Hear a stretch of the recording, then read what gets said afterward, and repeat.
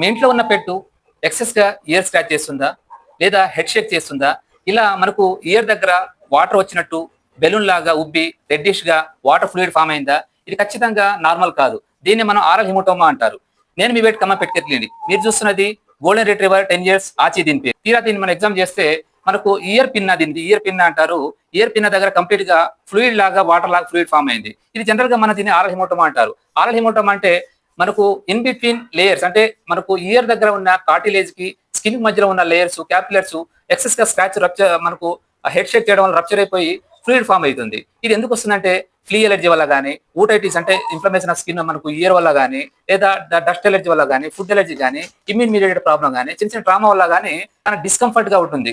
ఒకసారి ఇది అన్ట్రీటెడ్ గా ఉంటే మనకు ఇయరింగ్ ఇంపైర్మెంట్, అంటే మనకు చెవు అనేది మనకు వినికిడి అనేది కంప్లీట్ లోపం ఉంటుంది, పర్మనెంట్ డ్యామేజ్ అయ్యే ఛాన్సెస్ కూడా ఉంది.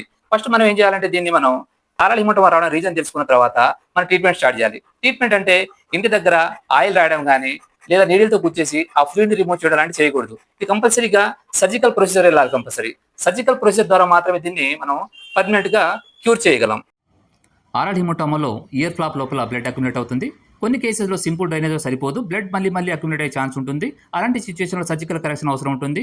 Under general anaesthesia ear flap small incision ఇచ్చి అక్యుములేటెడ్ బ్లడ్ను రిమూవ్ చేశాను. డెడ్ స్పేస్లో ఉన్న క్లాట్స్ని క్లీన్ చేయాలి. For more detail please contact Khammam పెట్కెర్లీ.